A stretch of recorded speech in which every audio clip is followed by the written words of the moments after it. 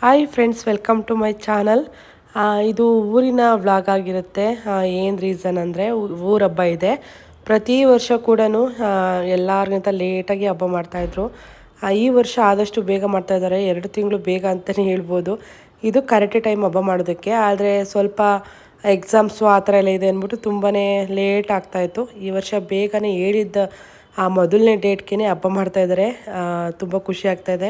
ನಾನಂತೂ ಇತ್ತೀಚೆಗೆ ಬರೀ ಏನಾದ್ರು ಫಂಕ್ಷನ್ಗಳಿದ್ದಾಗ ಅಷ್ಟೇ ವ್ಲಾಗ್ನ ಮಾಡ್ತಾಯಿದ್ದೀನಿ. ಸಾರಿ, ಈ ವ್ಲಾಗ್ ಕೂಡ ಎಡಿಟಿಂಗ್ ಮಾಡೋದು ಸ್ವಲ್ಪ ಲೇಟ್ ಆಯಿತು. ಪೂಜೆಗೆ ಅಂದರೆ ಆರತಿ ಎಲ್ಲ ಮಾಡೋದಕ್ಕೆ, ದೇವರಿಗೆ ಆರತಿ ರೆಡಿ ಮಾಡ್ತೀವಲ್ವ, ಹಾಗಾಗಿ ಇಲ್ಲಿ ಒಂಬಳೆ ತೆಗಿತಾ ಇದ್ದಾರೆ. ನಮ್ಮದೇ ತೋಟದ ಒಂಬಳೆ, ಸಂಜೆ ಅದನ್ನೇ ಕಿತ್ಕೊಳ್ಳೋಣ, ಫ್ರೆಶ್ ಆಗಿರುತ್ತೆ ಅಂತ ಹೇಳ್ಬಿಟ್ಟು ಒಂಬಳೆ ತೆಗಿತಾ ಇದ್ದೀವಿ. ಈಗ ಒಳಗಡೆ ಹೋಗ್ಬಿಟ್ಟು ಇನ್ನು ಆರತಿ ತಂಬಿಟ್ಟೆಲ್ಲ ಕೂಡ ರೆಡಿ ಮಾಡಬೇಕು. ಓಪನ್ ಆಗಿಬಿಟ್ಟಿದೆ ಅದು ಆಲ್ರೆಡಿ.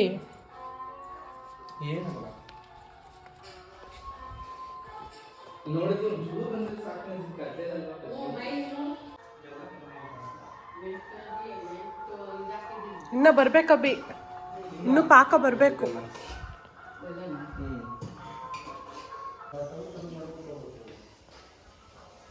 ಬಂದು ಎತ್ಕೊಂಡು ಹೋಗ್ಬೇಕು. ಏನ ಹಾಕ್ತೀನ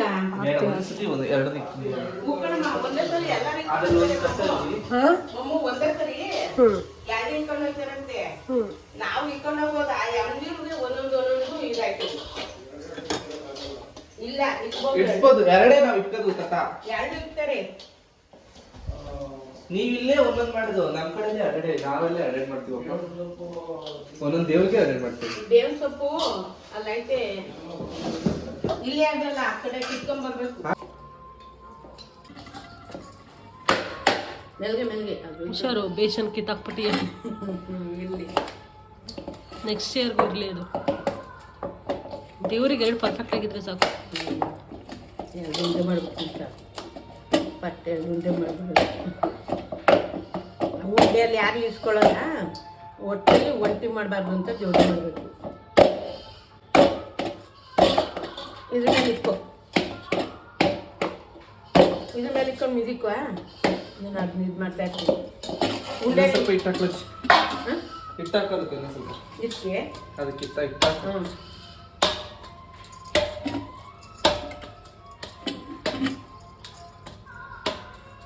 ಕೈ ಉಂಡೆ ಅಲ್ಲಿ ಇಟ್ಬಿಡು, ಸೀಳ್ ಬಿಡ್ತಾರೆ.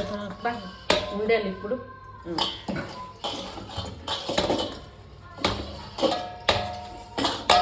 ಇದೇ ತೊಗೊಳ್ತಾರೆ ಹೋದ್ರೆ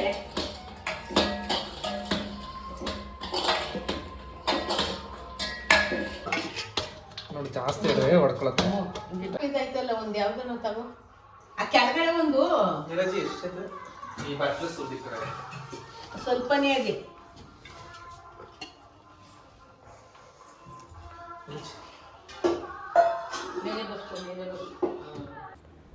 ಈಗ ಹಬ್ಬ ಅಂತ ಹೇಳ್ಬಿಟ್ಟು ತೋರಣ ಹಾಕ್ತಾಯಿದ್ದೀವಿ ಬಾಗಿಲಿಗೆ.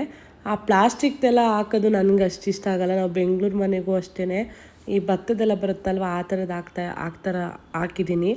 ಇಲ್ಲಿ ಹಳ್ಳಿ ಕಡೆ ಹಾಕೋದು ಏನಾಗುತ್ತೆ ಗೊತ್ತಾ, ಪಕ್ಷಿಗಳೆಲ್ಲ ಬರುತ್ತಲ್ಲ, ಅದನ್ನೆಲ್ಲ ತಿನ್ನೋದಕ್ಕೆ ಬರುತ್ತೆ. ಹಾಗಾಗಿ ನಾವು ಅದನ್ನೆಲ್ಲ ಇಲ್ಲಿ ಹಾಕಿಲ್ಲ, ಹಳ್ಳೀಲಿ ಏನೂ ಹಾಕಿಲ್ಲ. ಬೆಂಗಳೂರಲ್ಲಿ ಮಾತ್ರ ಹಾಕಿದ್ದೀವಿ. ಹಬ್ಬದ ಟೈಮಲ್ಲಾದರೂ ತಂದು ಹಾಕಬೇಕು. ನೆಕ್ಸ್ಟ್ ಟೈಮ್ ಹೋದಾಗ ತೊಗೊಂಡೋಗ್ಬಿಟ್ಟು ಇಟ್ಟಿರಬೇಕು. ಹಬ್ಬದ ಟೈಮ್ಗಳಲ್ಲಿದ್ದಾಗ ಹಾಕು ಅಂತ ಹೇಳಬೇಕು. ಊರಲ್ಲಿ ಏನಂದರೆ ಹಾಡು ಹಾಕ್ಬಿಟ್ಟಿದ್ರು, ಹಾಗಾಗಿ ಇಲ್ಲಿ ವಾಯ್ಸ್ ಓವರ್ ಕೊಟ್ಟಿದ್ದೀನಿ ನಾನು ಜಾಸ್ತಿ. ಇಲ್ಲ ಅಂದಿದ್ರೆ ಮಾತಾಡಿದೆಲ್ಲ ಕೂಡ ತುಂಬಾ ಚೆನ್ನಾಗಿತ್ತು. ರೇಡಿಯೋಲ್ಲಿ ಹಾಕಿದ್ರಿಂದ ಕಾಪಿರೈಟ್ಸ್ ಬರುತ್ತೆ ಅಂದ್ಬಿಟ್ಟು ನಾನು ಇಲ್ಲಿ ವಾಯ್ಸ್ ಓವರ್ ಕೊಡ್ತಾಯಿದ್ದೀನಿ.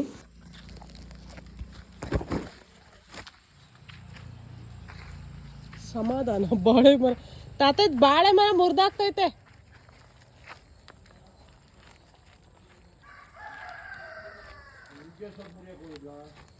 ಅದೆಲ್ಲ ಒಣಗೋಗೈತೆ.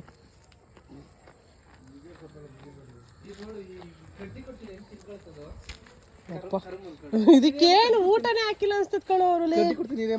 ಕಟ್ಟಿ ಕೊಡ್ತೀನಿ, ಹೀರಾ ಇತ್ತಿರ್ಬಿಡ್ಲಿ ಫಸ್ಟ್. ಅಲ್ಲು ಯಪ್ಪ, ಅಲ್ಲು ಇದಕ್ಕೇನೋ ಊಟ ಹಾಕಿರೋ ಕಾಣಲ್ಲ.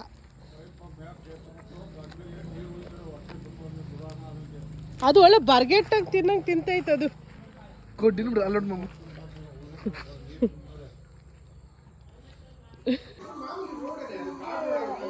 ತೋರಿಸು ಯಾವ ಥರ ಉಂಟು.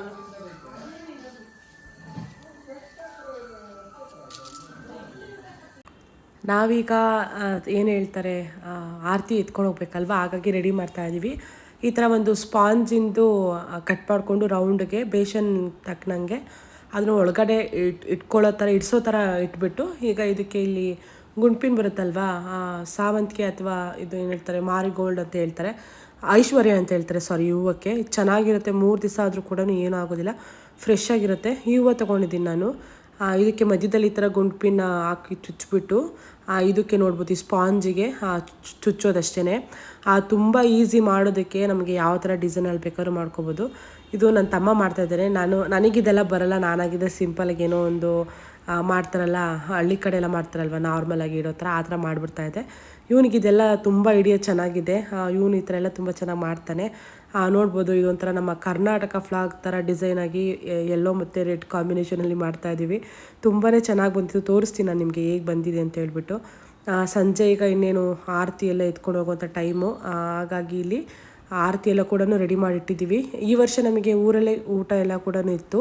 ಆ ಊರಲ್ಲೇ ಅಡುಗೆ ಎಲ್ಲ ಕೂಡ ಮಾಡಿಸಿದ್ರು. ಮನೇಲಿ ಏನು ಮಾಡುವಂಥ ಅವಶ್ಯಕತೆ ಏನೂ ಇರಲಿಲ್ಲ. ಹಂಗಾಗಿ ದೇವಸ್ಥಾನದ ಹತ್ರನೇ ಹೋಗಿ ಊಟ ಮಾಡ್ಕೊಂಬಂದು ಆಮೇಲೆ ನೈಟು ನಾವು ಆರತಿ ಹೊತ್ಕೊಂಡು ಹೋಗೋಷ್ಟರಲ್ಲಿ 11 ಗಂಟೆ ಆಗಿಬಿಟ್ಟಿತ್ತು. ಮನೆಗೆ ಬಂದಾಗ 2 ಗಂಟೆ ಆ ಥರ ಆಗಿತ್ತು. ಈಗ ದೇವಸ್ಥಾನದ ಹತ್ರ ಎಲ್ಲ ಬಂದಿದ್ದೀವಿ. ಎಲ್ಲರಿಗೂ ಊಟಕ್ಕೆ ಇಲ್ಲೇ ಅರೇಂಜ್ ಮಾಡಿದರು.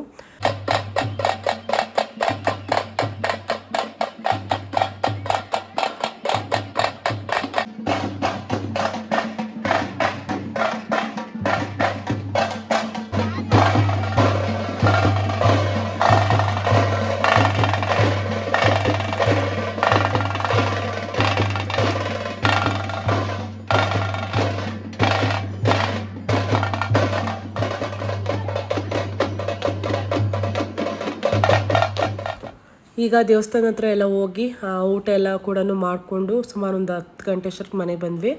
ಅವರು ದೇವಸ್ಥಾನದ ಹತ್ರ ಎಲ್ಲ ದೇವ್ರನ್ನ ರೆಡಿ ಮಾಡಿಕೊಂಡು ಬರೋಷ್ಟರಲ್ಲಿ, ಆರತಿ ಅವ್ರನ್ನೆಲ್ಲ ಕರ್ಕೊಂಬರೋಷ್ಟರಲ್ಲಿ 11 ಗಂಟೆ ಆಗಿತ್ತು. ಈಗ ಇಲ್ಲಿ ಬಂದು ಎಲ್ಲ ವೆಯ್ಟ್ ಮಾಡ್ತಾ ಇದ್ದೀವಿ. ಇಲ್ಲಿ ಒಂದು ದೇವಸ್ಥಾನ ಇದೆ, ಮಾರಮ್ಮ ದೇವ್ರದ್ದು ದೇವಸ್ಥಾನ ಇದೆ. ಅಲ್ಲಿ ಹೋಗ್ಬಿಟ್ಟು ಅಲ್ಲಿ ದೇವರಿಗೆ ಆರತಿ ಕೊಟ್ಬಿಟ್ಟು ಅಲ್ಲಿ ಬೆಳಗಿಸ್ಕೊಂಡು ಬಂದು ಆಮೇಲೆ ಕೆಳಗಡೆ ಇನ್ನೊಂದು ಮಾರಮ್ಮ 2 ಇದೆ, ಮಾರಮ್ಮ ಮತ್ತು ಲಕ್ಷ್ಮೀ ದೇವಿ, ಅಲ್ಲಿಗೆ ಹೋಗ್ಬಿಟ್ಟು ಅಲ್ಲಿ ಕೂಡ ಆರತಿ ಎಲ್ಲ ಕೂಡ ಬೆಳಗಿಸ್ಕೋಬೇಕು. ಈಗ ಫಸ್ಟು ಇಲ್ಲಿಗೆ ಹೋಗೋಣ ಅಂತ ಹೇಳ್ಬಿಟ್ಟು ಇಲ್ಲಿ ದೇವ್ರು ಬಂದು ವೆಯ್ಟ್ ಮಾಡ್ತಾ ಇರುತ್ತೆ. ನಾವು ಇವಾಗ ಅಲ್ಲಿಗೆ ಹೋಗ್ಬಿಟ್ಟು ಆರತಿ ಎಲ್ಲ ಬೆಳಗಿಸ್ಕೊಂಬರ್ಬೇಕು. ನಾನು ತೋರಿಸ್ತೀನಿ ನಿಮಗೆ ದೇವರು.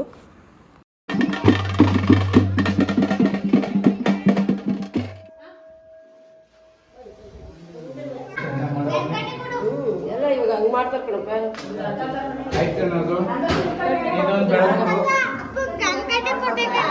ಗಂತ್ಕಡ್ಡಿ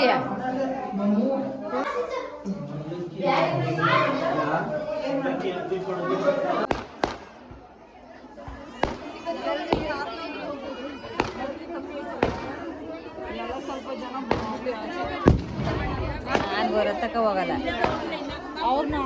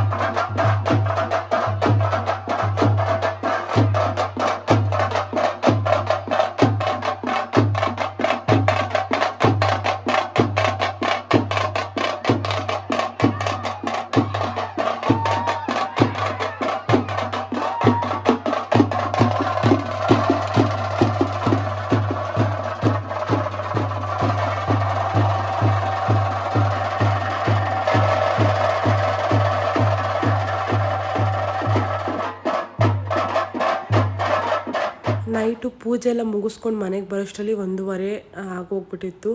ಮನೆಗೆ ಬಂದು ಬೆಳಿಗ್ಗೆನೇ ಸುಮಾರು ಒಂದು 6:30ಗೆ ಎದ್ಬಿಟ್ಟು ಇವಾಗ ಇಲ್ಲಿ ಮೇಕೆ ಕಟ್ ಮಾಡೋಕ್ಕೆ ಹೋಗ್ತಾ ಇದ್ದಾರೆ. ಆ ಮೇಕೆನೇ ತರಿಸಿದ್ರು, ಇಲ್ಲೇ ಕಟ್ ಮಾಡಿಕೊಂಡು ರೆಡಿ ಮಾಡ್ಕೊಳ್ಳೋದು ಅಂತ ಹೇಳ್ಬಿಟ್ಟು. ಹಾಗಾಗಿ ಕಟ್ ಮಾಡ್ಕೊಂಡು ಬರೋಕ್ಕೆ ಹೋಗ್ತಾ ಇದ್ದಾರೆ. ನಾನೆಲ್ಲ ಹೋಗಲ್ಲ, ಅಜ್ಜಿ ತಾತ ಮತ್ತು ಹಸ್ಬೆಂಡ್ 3 ಜನ ಹೋಗಿ ಪೂಜೆ ಮಾಡ್ತಾರೆ. ನಾನೀಗ ಇಲ್ಲಿ ಹಾಲು ತೊಗೊಂಬರೋಣ ಅಂತ ಹೋಗ್ತಾ ಇದ್ದೀನಿ ಡೈರಿಯಿಂದ. ಹಿಂಗೆ ಹೋಗ್ತೀನಿ. ಜಾಮೋ ಮುಂದೆ ನೋಡ್ಕೊ ಬಾ ಮಗಳೇ. ಜಾಕಿ ನೀ ಕಾಲು ಮುರಿತೀನಿ ಕಣೋ, ಬಂದು ಕಾಲು ತೊಡರಿಸ್ತೀಯಲ್ಲೋ, ನಡಿಯೋ, ಅದು ಹಾಲು ಕಣೋ.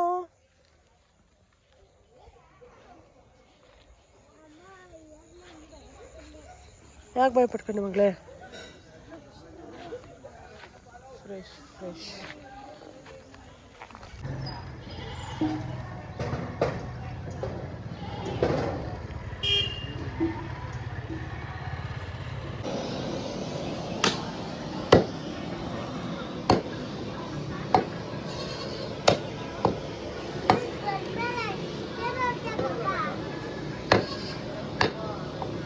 ಇಲ್ವಾ? ಹಾಂ, ಅಲ್ಲಿ ಸ್ಕೇಲ್ ನೋಡ್ಕೊ ತೂಕ ನೋಡೋದು.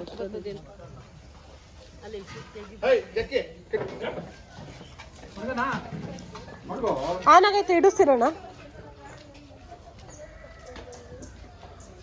16:15.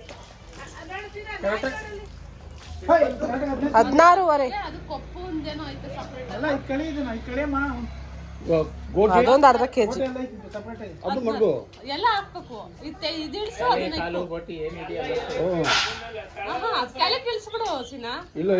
ಅದ್ರ ಮೇಲೆ ಇಡು. ಆಮೇಲೆ ಲೆಕ್ಕ ಬರುತ್ತೆ. 19 ಒಂದು 20 ಕೆಜಿ ಲೆಕ್ಕ. 21 ಕೆಜಿ ಲೆಕ್ಕ. ಪಾತ್ರೆ ಎಲ್ಲ ತೆಗೆದು ಈಗ ನಾವಿಲ್ಲಿ ಬೆಳಿಗ್ಗೆ ಮಸಾಲೆ ರೆಡಿ ಮಾಡ್ಕೊತಾ ಇದ್ದಾರೆ ಅಮ್ಮ ಅವರೆಲ್ಲ. ನಾನು ಇಲ್ಲಿ ಬೆಳಿಗ್ಗೆ ನಾಷ್ಟಕ್ಕೆ ರೆಡಿ ಮಾಡ್ತಾ ಇದ್ದೀನಿ. ಚಿಕನ್ ಬಿರಿಯಾನಿ ಮಾಡ್ತಾಯಿದ್ದೀನಿ ಇಲ್ಲಿ ನಾಷ್ಟಕ್ಕೆ. ಸುಮಾರು ಒಂದು 2 kg ಚಿಕನ್ ಬಿರಿಯಾನಿ ಮಾಡ್ತಾಯಿದ್ದೀನಿ. ತುಂಬಾ ಚೆನ್ನಾಗಿರುತ್ತೆ. ನಾನು ಊರಲ್ಲಿ ನಾರ್ಮಲ್ ಪೌಡರೆಲ್ಲ ಹಾಕ್ಬಿಟ್ಟು ಇನ್ಸ್ಟೆಂಟಾಗಿ ಮಾಡ್ತೀವಲ್ವ, ಆ ಥರ ಮಾಡಿದ್ದೆ. ಇಲ್ಲಿ ಬೆಂಗಳೂರಲ್ಲಾದರೆ ಸೊಪ್ಪುಗಳೆಲ್ಲ ಹಾಕ್ಬಿಟ್ಟು ದೊನ್ನೆ ಬಿರಿಯಾನಿ ಸ್ಟೈಲಲ್ಲಿ ಮಾಡ್ತೀನಿ. ಅದು ಕೂಡ ತುಂಬಾ ಚೆನ್ನಾಗಿರುತ್ತೆ. ಬೆಳಿಗ್ಗೆ ಚಿಕನ್ ಬಿರಿಯಾನಿ ರೆಡಿ ಮಾಡಿಕೊಂಡು ಟಿಫನ್ಗೆ ತಿಂದ್ಬಿಟ್ಟು ಮಟನ್ ಸಾರು ರೆಡಿ ಮಾಡಬೇಕಿನ್ನು ಚಿಕನ್ ಫ್ರೈ ಮತ್ತು ಕಾಳು ಗೊಜ್ಜು ಎಲ್ಲ ಕೂಡ ಮಾಡಬೇಕು. ಬೆಳಿಗ್ಗೆ ಸುಮಾರು ಇದು ಒಂದು 9 ಗಂಟೆ ಆಗಿತ್ತು. ಫಸ್ಟ್ ಇಲ್ಲೆಲ್ಲ ಬ್ರೇಕ್ಫಾಸ್ಟ್ ರೆಡಿ ಮಾಡ್ಕೊಂಡು ತಿನ್ಬಿಡೋಣ ಅಂದ್ಬಿಟ್ಟು ನಾನು ಆ ಕೆಲಸ ಮಾಡ್ತಾಯಿದ್ದೆ. ಇವ್ರು ಮಿಕ್ತವರೆಲ್ಲ ಮಸಾಲೆ ರೆಡಿ ಮಾಡ್ತಾಯಿದ್ರು. ಎಲ್ಲರೂ ಒಂದೊಂದು ಕೆಲಸ ಮಾಡ್ತಾಯಿದ್ರು. ಮತ್ತು ನೀರು ಕೂಡ ತೋಟದಲ್ಲೇ ಬಿಟ್ಕೊಂಡಿರ್ತೀವಿ, ಅದನ್ನೆಲ್ಲ ಬಿಟ್ಕೋತಾ ಇದ್ದಾರೆ. ಇಲ್ಲಿ ಬಿರಿಯಾನಿ ಕೂಡ ಆಲ್ಮೋಸ್ಟ್ ಇನ್ನೇನು ರೆಡಿ ಆಗುತ್ತೆ. ನೀರು ಕೂಡ ಕುದೀತಾ ಇದೆ. ದೊಡ್ಡ ಒಲೆ ಇಟ್ಕೊಂಡ್ರೆ ಬೇಗ ಆಗಿಬಿಡುತ್ತೆ. ಹಾಗಾಗಿ ನಾನಿಲ್ಲಿ ರೆಡಿ ಮಾಡ್ತಾಯಿದ್ದೀನಿ. ಫುಲ್ಲು ಬಿಸಿಲು ಇವಾಗ ಬೇಸಿಗೆ ಸ್ಟಾರ್ಟ್ ಆಗಿರೋದ್ರಿಂದ ಹೆವಿ ಬಿಸಿಲು. ಈ ಟೈಮಲ್ಲಿ ಮಾಡಿರೋದಕ್ಕೆ ನಾವು ಹೆಂಗೋ ಸ್ವಲ್ಪ ಓಕೆ. ಏಪ್ರಿಲ್ ಆ ಟೈಮಲ್ಲೆಲ್ಲ ಮಾಡಿಬಿಟ್ರಂತೂ ಊರಬ್ಬ ನಿಜವಾಗ್ಲೂ ಸಾಕಾಗ್ಬಿಡುತ್ತೆ. ಹೆವಿ ಬಿಸಿಲು ಈಗಲೇ ತಡ್ಕೊಳಕ್ಕಾಗಲ್ಲ. ಆ ಟೈಮಲ್ಲಂತೂ ತುಂಬಾ ಕಷ್ಟ. ಈಗ ನಾನು ತೋಟಕ್ಕೆ ಬಂದಿದ್ದೀನಿ. ಬಾಳೆ ಎಲೆ ತೊಗೊಂಡೋಗೋಣ ಬಿರಿಯಾನಿಗೆ ದಮ್ ಕಟ್ಟೋಕ್ಕೆ ಅಂತ ಹೇಳ್ಬಿಟ್ಟು. ನೋಡ್ಬೋದು ಒಳ್ಳೆ ಫ್ರೆಶ್ ಬಾಳೆ ಎಲೆ ಸಿಕ್ಕಿತ್ತು. ಬೆಳಿಗ್ಗೆ ನೋಡ್ಬೋದು ನಮ್ಮದು ತೋಟದಲ್ಲಿ ಹೇಗಿರುತ್ತೆ ಮಾರ್ನಿಂಗ್ ಅಂತ ತೋರಿಸ್ತಾ ಇದ್ದೀನಿ. ಸೂರ್ಯ ಕೂಡ ಬಂದಿದ್ದಾರೆ. ಸುಮಾರು ಇದು ಒಂದು 10-10:30 ಟೈಮ್ ಆಗಿತ್ತು. ಬೆಳಿಗ್ಗೆ ಬ್ರೇಕ್ಫಾಸ್ಟ್ ಎಲ್ಲ ಕೂಡ ರೆಡಿ ಮಾಡಿಬಿಟ್ಟು ಬಾಳೆ ಎಲೆ ತೊಗೊಳೋಣ ಅಂತ ಬಂದಿದ್ದೆ.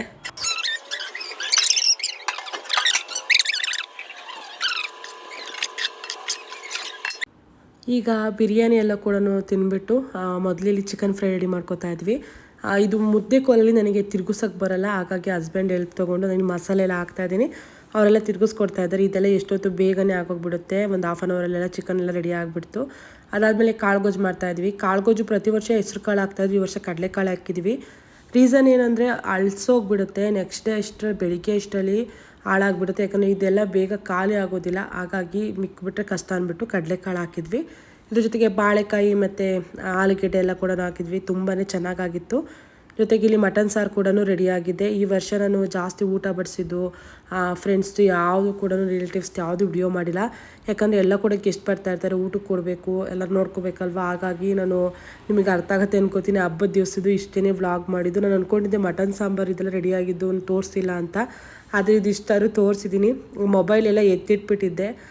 ಎಲ್ಲ ಒಬ್ಬೊಬ್ಬರೇ ಬರ್ತಾ ಇರ್ತಾರೆ, ಅವ್ರಿಗೆಲ್ಲ ಊಟ ಕೊಡ್ತಾ ಇರಬೇಕು.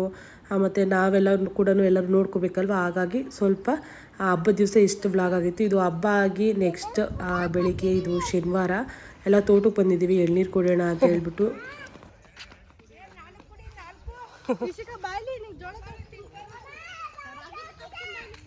ಮಗಳೇ ರಾಗಿ ರಾಗಿ ಏನು ಮುದ್ದೆ ತಿಂತೀಯಲ್ಲ, ಅದೇ ಅದು ಗಿಡ ಇಲ್ಲಿ ಇಲ್ಲಿ ಉತ್ತಾಯ್ತು ನೋಡ್ಕೊ ಮಕ್ಕಳು ಬೇಡ. ಮಾವಿನಕಾಯಿ ಮಗಳೇ, ಮ್ಯಾಂಗೋ ಮ್ಯಾಂಗೋ ಮ್ಯಾಂಗೋ ಟ್ರೀ. ಮಾವಿನಕಾಯಿ ಇನ್ನು ಪೀಚ್ ಬೆಳ್ದಿಲ್ಲಮ್ಮ, ಇನ್ನು ಪೀಚು.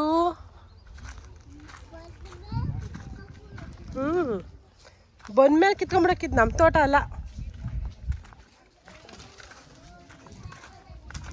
ಏನಾಗಲ್ಲ ಬಿಡಮ್ಮ, ತೋಟಕ್ಕೆ ಕಟ್ಟಾಕ್ಬಿಟ್ಟು ಹೊಡಿತಾರೆ. ಕಡ್ಡಿ ತಂದು ಹೊಡಿತಾರೆ. ನಮ್ಮ ತೋಟದಲ್ಲೂ ಆಯ್ತೆ ಬಾ.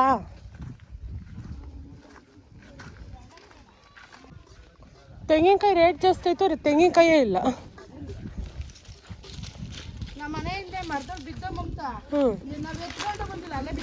ನಿಮಗೆ ಕಾಯಿ ಜಾಸ್ತಿ ಆಗೋದು. ನಾನು ಹಾಕಲ್ಲ, ಇವಾಗ ಪಲ್ಯಗಳು ಮಾಡ್ತೀನಲ್ಲ ಅದಕ್ಕೆ ಹಾಕ್ತೀನಿ. ನನಗೆ ಪೂಜೆಗೆ ಬೇಕಲ್ಲ, ಆಮೇಲೆ ಪಲ್ಯಗಳು ಜಾಸ್ತಿ ಹಾಕ್ತೀನಿ ನಾನು. ಆಂಟಿ ಅದು ಎಳ್ನೀರು, ಅದು ಕುಡಿದು ಬಿದ್ದಿರೋದ ಅಂತ.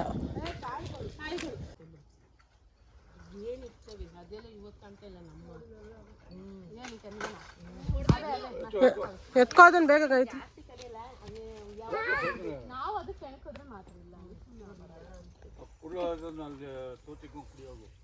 ಬರೀ ದೂರ ಬಾ ಬಾ ಈ ಕಡೆ ಬಾ ಶಿಷ್ಕ ಬಾ.